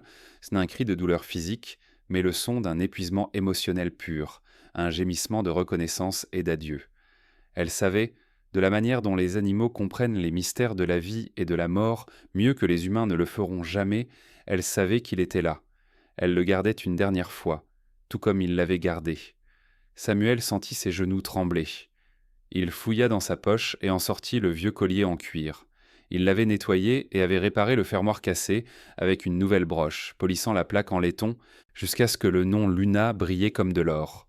Il marcha vers la croix, les mains tremblantes, et drapa le collier sur la poutre horizontale du monument funéraire en cèdre. « Cela lui appartient, » murmura Samuel. « C'était le lien qui vous unissait. » Il recula avec l'intention de le laisser là en guise de mémorial. Le vent se leva, sifflant à travers les branches du chêne. Le collier se balançait doucement contre le bois, la plaque métallique tintant doucement. Luna leva la tête, regarda le collier se balancer sur la croix, puis regarda Samuel. Le regard était intense, perçant. Elle se leva de la tombe et s'approcha de Samuel, se pressant contre sa jambe. Elle regarda la croix, puis le regarda à nouveau. Samuel comprit. Caleb n'était pas mort pour que son chien soit un monument vivant au chagrin. Il était mort pour qu'elle puisse vivre. Il était mort pour qu'elle puisse courir, jouer et être aimée. Le collier n'était pas une relique du passé, c'était une promesse pour l'avenir. Samuel tendit la main et décrocha le collier de la croix. Le cuir était chaud à cause de sa poche. Il s'agenouilla devant le berger allemand. Il voulait pas que ce soit sur un morceau de bois. « Luna, dit doucement Samuel, il veut que ce soit sur toi. Il veut que tu portes son nom. » Luna resta parfaitement immobile, la tête haute, tandis que Samuel enroulait la lanière de cuir autour de son cou. Il attacha la boucle. Elle était parfaitement ajustée et se fondait dans sa fourrure comme si elle n'avait jamais quitté sa place. Samuel posa ses mains sur ses épaules. « C'est moi qui veille maintenant, Caleb, dit-il à la tombe. Je vais prendre le relais. » Luna lécha une larme sur la joue de Samuel. Elle se retourna une dernière fois vers la tombe, poussa un aboiement bref et aigu qui résonna dans la vallée, puis se dirigea vers la cabane. Elle attendit que Samuel se lève. Les trois humains et le chien redescendirent à la colline alors que le soleil d'hiver commençait à se coucher, projetant de longues ombres dorées sur la neige. Ils laissèrent avant Caleb Reed sous le chêne, enveloppé dans la terre de la vallée, veillé par le silence des bois. Il n'avait plus froid, il n'était plus perdu et il ne serait jamais oublié car son héritage marchait devant eux, laissant des empreintes de pattes dans la neige, ramenant Samuel Archer vers la chaleur de son foyer. L'emprise implacable de l'hiver finit par se relâcher sur la vallée d'Oak Haven à la fin du mois de mars 2023. La neige, qui semblait faire partie intégrante du paysage, commença à fondre, révélant des parcelles de terre brune humide qui sentaient le sol humide et les racines qui se réveillaient. Le silence de la tempête de neige fut remplacé par le bruit musical et constant des gouttes d'eau provenant des glaçons qui fondaient sur la cabane et par l'énergie frénétique et joyeuse de la nouvelle vie dans le salon de Samuel Archer. Les trois chiots qui n'étaient que des boules de poils tremblantes dans la poche de la veste en cuir de Samuel avaient maintenant 12 semaines. Ils étaient turbulents, maladroits et animés d'une curiosité insatiable qui transformait la vie calme et ordonnée de Samuel en un délice chaotique. Samuel leur avait donné des noms avec la solennité d'un général nommant une nouvelle unité. Ils étaient les enfants de la tempête et leurs noms reflétaient les vertus nécessaires pour y survivre. Il y avait Brave, le seul mâle, le plus grand de la portée, une copie conforme de sa mère avec un masque noir et des pattes surdimensionnées qui claquaient bruyamment sur le parquet. Il était intrépide, le premier à explorer les coins sombres du garde-manger et le premier à défier la suprématie de Barnaby, le chat. Il y avait Fate, une femelle aux traits plus doux et au pelage plus argenté que noir. Elle était l'observatrice, celle qui s'asseyait et regardait ses frères et sœurs se battre avant de se joindre à eux. Elle avait un regard doux et stable qui rappelait à Samuel le docteur Emily Hart. Et puis il y avait Hope, la plus petite, celle que Samuel avait eu le plus de mal à sauver avec le compte-gouttes de lait de chèvre. Elle était plus petite que les autres, avec une tache blanche sur la poitrine qui ressemblait à une étoile. Était l'ombre, toujours à la recherche d'un genou ou d'une botte chaude contre laquelle se blottir. Pendant des semaines en 4 ans, la cabane fut remplie du bruit de leurs jeux bruyants et du martèlement rythmique de la queue de Luna, qui les surveillait avec une patience royale. C'était une bonne mère, sévère lorsqu'ils mordaient trop fort, mais infiniment tolérante envers leurs dents sur ses oreilles. Mais à l'approche du mois d'avril, les chiots de devenaient plus lourds et plus turbulents, et Samuel savait que le moment était venu. Il avait 68 ans, ses genoux lui faisaient en mal sous la pluie et ses ressources en étaient limitées. Il ne pouvait pas garder 4 gros chiens, même si son cœur s'était élargi pour les accueillir. Il n'avait pas mis d'annonce à l'épicerie, il n'avait pas publié d'annonce en ligne. Samuel Archer traitait l'adoption de l'héritage de Caleb Reed comme une opération militaire classifiée. Il examinait les candidats avec la minutie d'un enquêteur. Il cherchait pas des propriétaires mais des gardiens. La première à partir fut Hope. Madame Sarah Higgins vivait dans un petit cottage immaculé à la périphérie de la ville. Elle était veuve depuis 5 ans. Sa maison était trop calme et son cœur trop plein, sans endroit où se déverser. Lorsqu'elle est venue à la cabane, vêtue de ses plus beaux habits du dimanche malgré la boue dans l'allée, elle s'est assise sur le canapé de Samuel, les mains nerveusement jointes sur ses genoux. Hope n'a pas attendu qu'on la présente.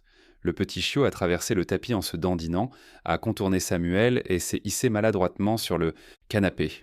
Elle s'est recroquevillée en boule juste à côté de la cuisse de Madame Higgins et a poussé un long soupir de satisfaction. Madame Higgins a baissé les yeux, les larmes lui montant soudainement aux yeux. Sa main tremblant légèrement, elle s'est approchée pour caresser les oreilles douces du chiot. « C'est toi qu'elle a choisi, » dit Samuel doucement en observant l'interaction. « Elle sait que tu as autant besoin d'elle qu'elle a besoin de toi. » Lorsque Madame Higgins partit avec Hope emmitouflée dans une couverture rose sur le siège passager, Samuel ressentit une douleur aiguë et soudaine dans la poitrine, mais il regarda Luna qui était assise stoïquement sur le porche. Elle aboya une seule fois brièvement lorsque la voiture disparut, un son d'adieu et non de détresse. Elle faisait confiance au jugement de Samuel. Ensuite, il y eut Brave. La famille Baker arriva dans un break qui sentait les Cheerios et les taches d'herbe. C'était un jeune couple avec 2 garçons de 8 et 10 ans qui avaient un tassé d'énergie pour alimenter tout le comté. Ils avaient besoin d'un chien capable de courir, de se battre et de suivre leurs aventures sans fin dans les bois. Brave rencontra les garçons dans le jardin. Il ne se recroquevilla pas se recroqueviller, il se jeta dans la mêlée, poursuivant la balle de tennis que le garçon de 10 ans lançait avec un enthousiasme maladroit qui faisait rire tout le monde. Il plaqua le plus jeune garçon, lui léchant le visage avec une langue humide et exubérante, remuant la queue si fort que tout son arrière-train tremblait.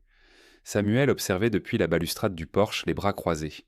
Il vit le père, un homme robuste aux yeux bienveillants, corriger doucement le chien lorsqu'il sautait, faisant preuve de fermeté et de patience.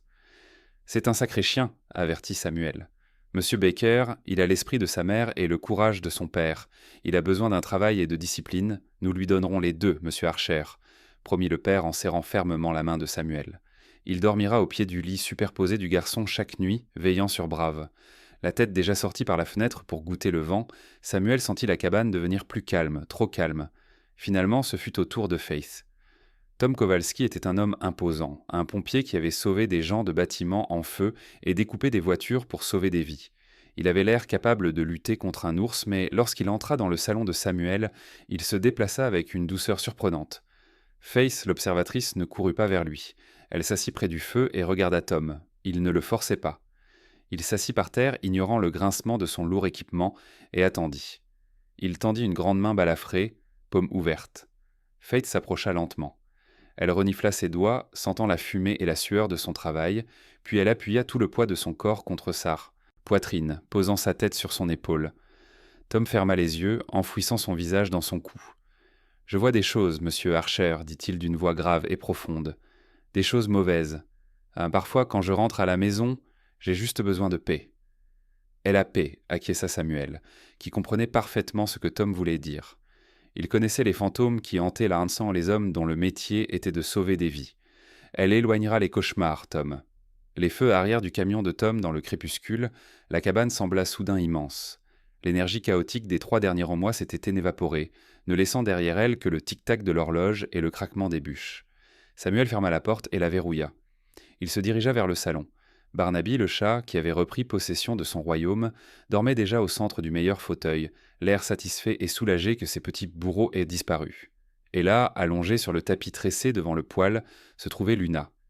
Elle était seule maintenant. Ses bébés en étaient partis. La frénésie de la maternité qui l'avait poussé à traverser la tempête de neige et à se remettre était terminée. Sa tâche était accomplie. Elle leva les yeux lorsque Samuel entra. Ses yeux ambrés étaient en calme, intelligents et perçants.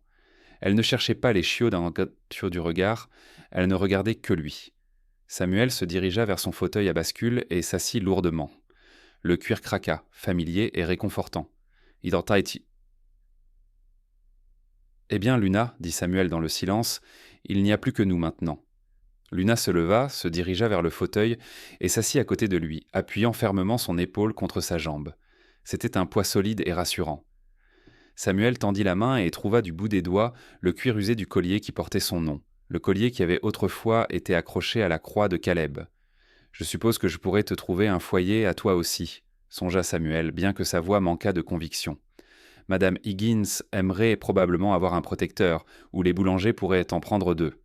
Luna posa son menton sur son genou et le regarda avec une expression que Samuel ne pouvait décrire que comme un amusement entendu. Elle laissa échapper un petit souffle par le nez. « Tu as raison, » murmura Samuel en caressant la fourrure veloutée entre ses oreilles. « Tu ne n'iras nulle part. » Il regarda autour de lui la cabane remplie des reliques d'un homme qui avait passé 40 ans à se cacher du monde, à se cacher de la douleur de la perte, mais maintenant l'espace semblait différent, il semblait partagé. « Nous sommes les restes, toi et moi, » dit Samuel, la voix chargée d'émotion. « J'ai survécu à la guerre alors que je n'ai pas dû survivre, tu as survécu à la tempête alors que tu n'aurais pas dû, nous sommes ceux qui s'en sont sortis, » pensa-t-il en pensant à Caleb Reed dormant sous le chêne sur la colline. Il pensa aux 3 chiots portant héritage de Caleb dans 3 foyers différents, répandant la joie comme des ondulations à la surface d'un étang. Il pensa à lui-même, un vieux soldat qui avait oublié comment aimer autre chose qu'un chat-borgne, assis maintenant avec un cœur meurtri mais fondamentalement ouvert. « Nous avons besoin l'un de l'autre, vieille fille, » admit Samuel, la vérité flottant dans l'air comme de la fumée. « J'ai besoin de quelqu'un pour veiller sur moi et tu as besoin de quelqu'un pour... Enfin, quelqu'un qui soit simplement là. » Luna lui lécha la main, une sensation rugueuse et chaude contre sa peau, puis elle poussa sa main avec son museau jusqu'à ce qu'il recommence à la caresser.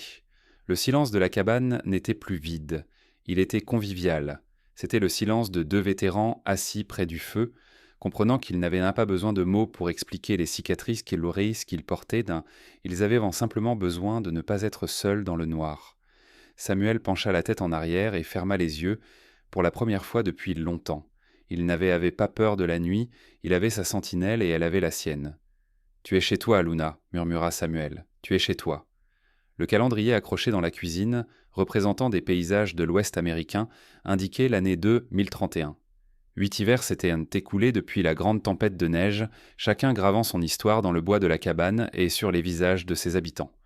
Samuel Archer avait maintenant 76 ans. La démarche lourde et assurée du soldat s'était adoucie pour devenir le pas prudent et mesuré d'un vieil homme naviguant dans un monde qui semblait être devenu plus dur et plus glissant. Ses cheveux et sa barbe n'étaient point et plus bruns avec des mèches grises, mais d'un blanc uniforme et chatoyant qui s'harmonisait avec la neige à l'extérieur. Ses mains, bien qu'elles fussent encore assez fortes pour fendre du petit bois, tremblaient légèrement lorsqu'il tenait sa tasse de café le matin. Mais il n'était pas le seul à avoir changé. Allongée sur le lit orthopédique en mousse à mémoire de forme dans le coin du salon, Luna n'était plus la créature élégante et puissante qui courait après les balles de tennis avec les garçons Baker ou patrouillait la limite de la propriété avec une vigilance inlassable. Elle était désormais une vieille dame, une grande dame de 11 ans, dont le museau, autrefois un masque sombre, était complètement blanche, comme si elle avait trempé son visage dans de la farine. Ses yeux ambrés étaient légèrement voilés par la brume bleue de l'âge, et ses hanches, usées par une vie de mouvement, se raidissaient lorsque la pression barométrique baissait.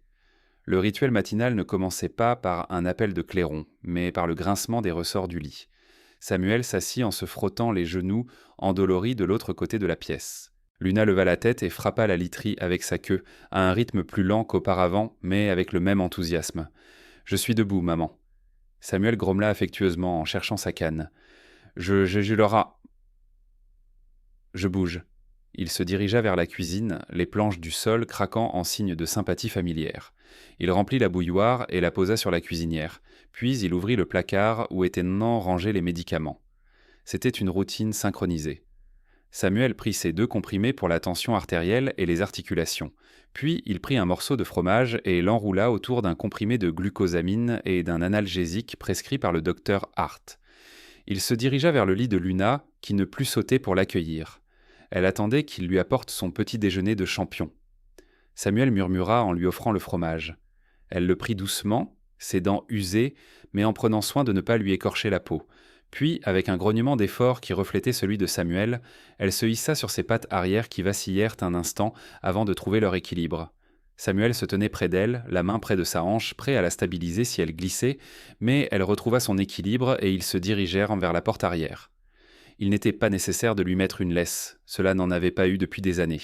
Ils sortirent tard sur le porche, l'air était vif, sentant le pin et la terre humide. À gauche de l'escalier, il y avait un petit monticule de terre soignée, marqué d'une pierre de rivière. Barnaby, le chat, était décédé 2 ans auparavant, s'éteignant dans son sommeil sur le fauteuil qu'il avait occupé pendant près de 2 décennies. Samuel regrettait la présence grincheuse de cet animal orange et, pendant des mois après sa mort, Luna avait inspecté le fauteuil chaque matin, reniflant le coussin avec une mélancolie confuse. Maintenant, elle s'arrêtait simplement près de la pierre, la reniflait brièvement en signe de reconnaissance et continuait sa lente patrouille. Leur promenade n'était plus une marche mais une déambulation. Ils descendaient en l'allée jusqu'à la boîte aux lettres, une distance qui leur prenait auparavant 2 minutes et qui leur en prenait désormais 10. Luna ne courait plus devant, elle marchait juste à côté de là, son épaule effleurant son pantalon. Ils s'accordaient trop parfaitement l'un à l'autre. Lorsque Samuel s'arrêtait pour reprendre son souffle, appuyé sur sa canne, Luna s'arrêtait aussi, s'asseyant pour reposer ses hanches, le regardant avec une dévotion patiente. Ils étaient 2 survivants de guerres différentes, s'appuyant l'un sur l'autre pour rester debout pendant qu'ils marchaient. Une camionnette a grondé sur la route principale. Samuel, dont l'ouïe avait été volé par des années de tirs d'artillerie et l'âge, ne l'a pas remarqué pas qu'il approchait derrière la ligne des arbres.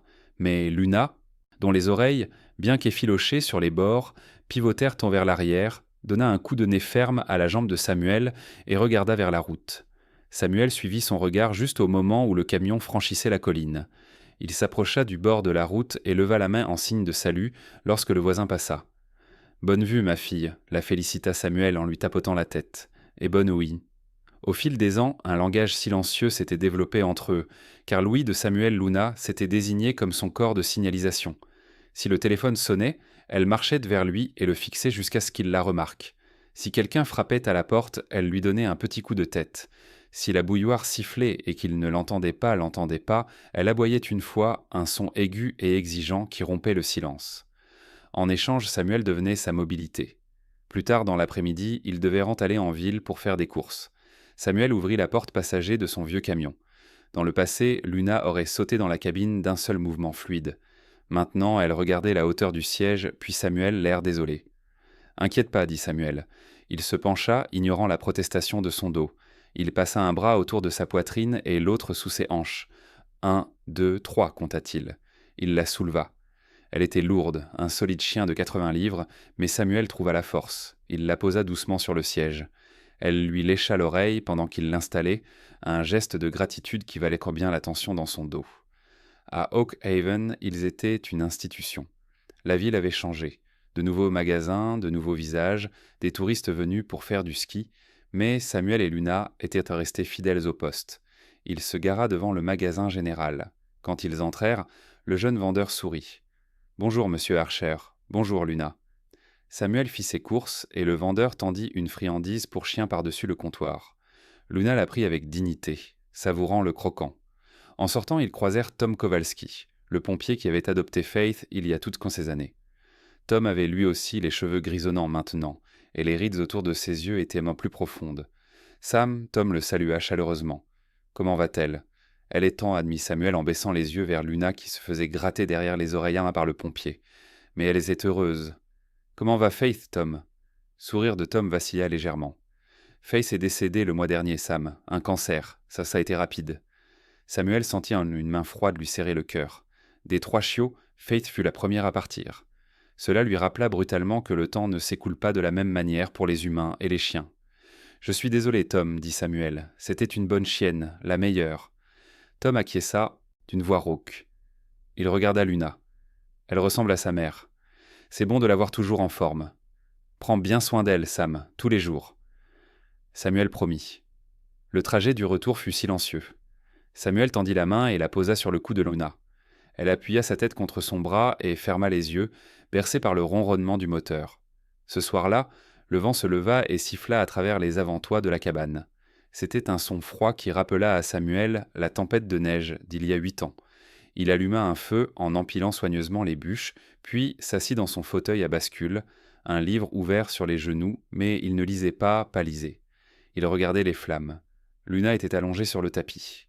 Elle rêvait. Ses pattes bougeaient, et de petits aboiements étouffés s'échappaient de ses lèvres. Samuel se demanda si elle rêvait des chiots, de Caleb ou de courir dans la neige profonde avec la force de la jeunesse. Il ressentait un profond sentiment de paix. Sa vie, qui lui avait autrefois semblé brisée et déchiquetée, s'était adoucie. Les bords tranchants de son traumatisme avaient été usés par le frottement constant et doux de l'amour de cette chienne. Il regarda l'espace vide où Barnaby avait l'habitude de dormir, puis le museau gris de la chienne qu'il avait sauvée autant qu'il l'avait sauvée. Il savait que leur temps était compté, il savait que l'hiver de leur vie approchait.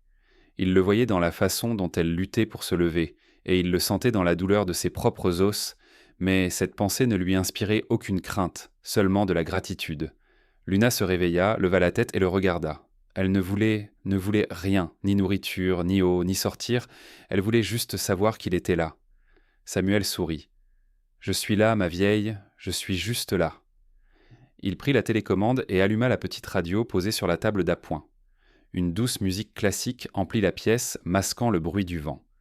Luna poussa un long soupir lourd et reposa sa tête sur ses pattes, les yeux restés ouverts un instant de plus, retenant le regard de Samuel, reflétant la lueur du feu et une vie entière de silence partagé.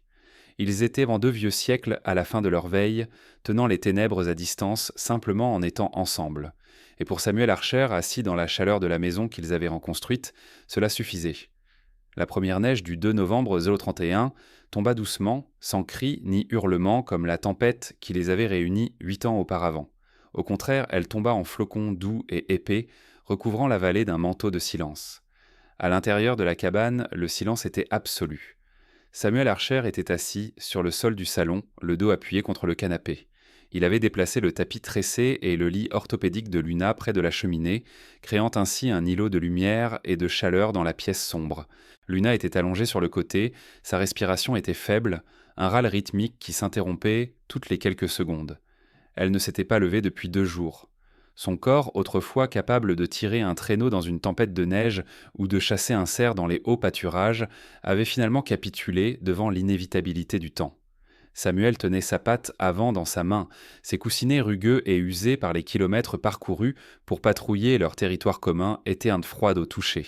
« Je suis là, » murmura Samuel en caressant du pouce la fourrure veloutée de sa patte avant. « Je ne vais nulle part. » Les yeux de Luna. Les yeux de Luna étaient entouverts, mais son regard était vague, fixé sur quelque chose au-delà des murs en bois de la cabane. De temps en temps, ses oreilles remuaient, comme si elle entendait une voix que Samuel ne pouvait pas entendre. C'était peut-être le vent ou peut-être un sifflement familier qui l'appelait chez elle. La vétérinaire, le docteur Hart, était venue la veille. Elle avait proposé de mettre fin rapidement à ses souffrances avec une injection, mais Samuel avait regardé Luna et avait vu qu'elle ne souffrait pas. Elle s'éteignait simplement, tel un soldat attendant ses papiers de démobilisation. Il voulait qu'elle quitte ce monde à son rythme, chez elle, et non sur une table métallique. L'horloge de son grand-père dans le hall sonna minuit. La tête de Luna bougea légèrement, ses yeux s'éclaircirent un bref instant, le voile laiteux se dissipant pour révéler l'intelligence ambrée qui avait captivé Samuel dès le premier jour. Elle se concentra sur son visage, elle poussa un long soupir doux, sa queue donnant un petit coup microscopique contre la literie. Samuel se pencha en avant, pressant son front contre le sien. « Tu peux partir, » dit-il dans un sanglot, les larmes coulant enfin sur ses joues burinées. « Va le trouver, Luna, va trouver Caleb, il attend depuis longtemps. » Elle sembla comprendre. Elle poussa son museau contre sa main une dernière fois, une pression faible mais délibérée, puis elle ferma les yeux. Sa respiration ralentit, les hoquets s'apaisèrent, le mouvement de sa poitrine devint imperceptible jusqu'à s'arrêter complètement. La cabane retint son souffle. Samuel resta là longtemps, tenant sa patte, écoutant le crépitement du feu mourant. Il ne pleura pas, il ne crie, il s'assit simplement dans la compagnie silencieuse de la morte, honorant la vie qui venait de quitter la pièce. Elle avait été son témoin, sa confesseure et sa sauveuse, et maintenant elle était partie. Le lendemain matin, le ciel était d'un bleu éclatant qui faisait mal au cœur. Samuel enveloppa Luna dans sa couverture en laine préférée, celle qui sentait encore la fumée de bois et le cèdre. Il la porta jusqu'à la porte arrière, elle était lourde, un poids mort qui sollicitait son dos de 76 onces, mais il refusa de la traîner, il la porta avec la dignité qu'elle méritait. Il passa devant le jardin vide, devant la grange, et gravit la pente douce jusqu'au vieux chêne blanc. Le sol était recouvert de neige fraîche, immaculée et vierge, à côté de la simple croix de cèdre qui marquait la tombe de Caleb Reed. Samuel dégagea un espace et creusa lui-même la tombe. Cela lui prit des heures. Son souffle formait des volutes dans l'air froid et ses bras tremblaient un sein de fatigue. Mais il ne s'arrêta pas s'arrêter tant que la terre n'était pas assez profonde pour la garder en sécurité. Il la descendit dans le sol, la plaçant juste à côté du garçon qu'il avait aimé assez pour mourir pour elle. « Ensemble à nouveau, » dit Samuel d'une voix rauque. Il remplit la tombe et, lorsque la terre fut nivelée, il plaça une grosse pierre de rivière à la tête, juste à côté de la croix de Caleb. Il pas encore de plaque gravée, mais il savait ce qu'elle dirait. Luna, la bonne bergère. Il resta là longtemps à regarder les deux tombes côte à côte sous la vaste canopée du chêne.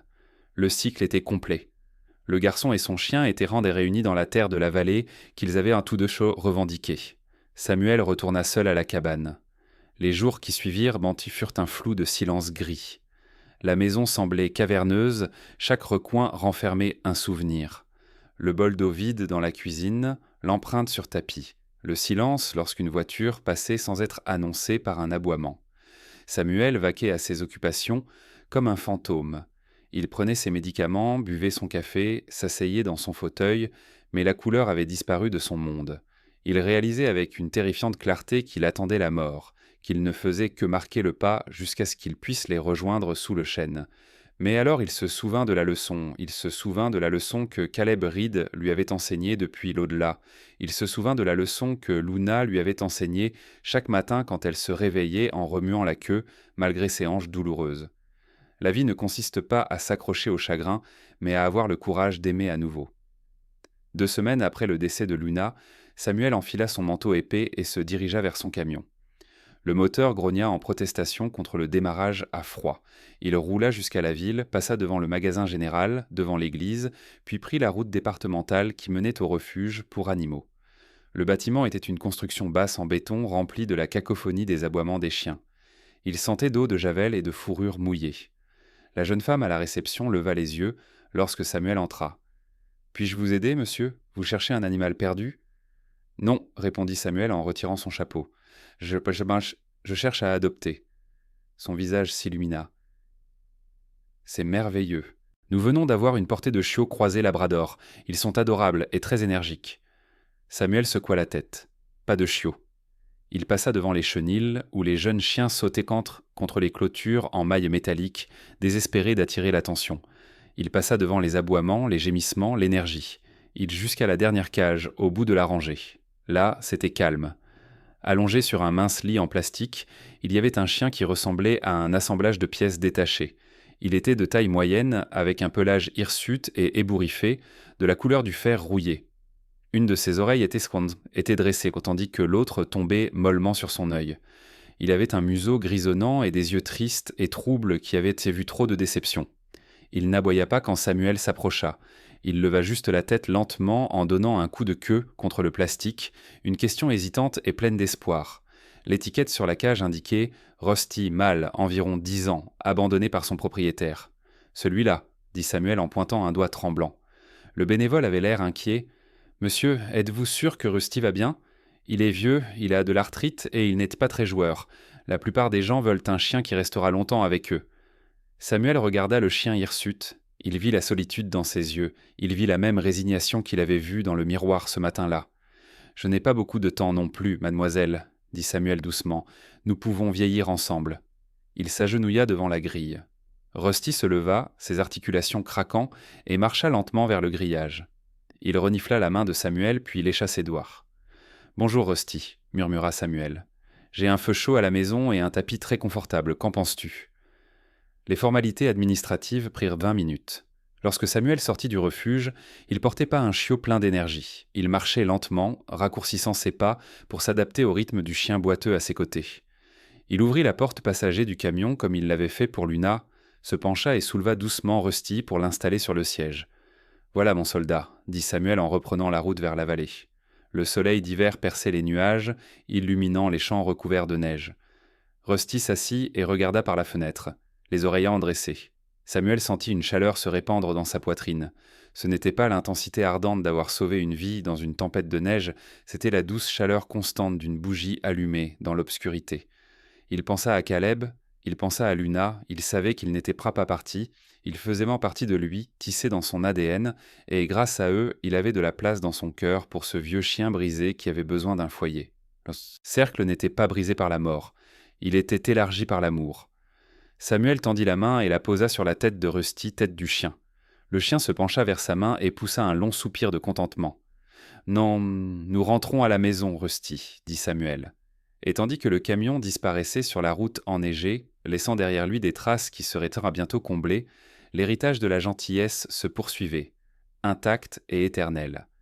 L'histoire de Samuel et Luna nous enseigne que le véritable héritage n'est pas ce que nous laissons derrière nous, mais l'amour que nous transmettons à ceux qui en ont le plus besoin. Si cette histoire de sauvetage et de rédemption vous a réchauffé le cœur aujourd'hui, pensez à aimer et à vous abonner pour nous aider à partager d'autres histoires sans qui compte ça. Nous serions honorés d'entendre parler des compagnons fidèles qui ont changé votre vie dans les commentaires ci-dessous. Et pour garder ce sentiment de connexion vivant, veuillez cliquer sur la prochaine vidéo qui apparaît sur votre écran en ce moment même.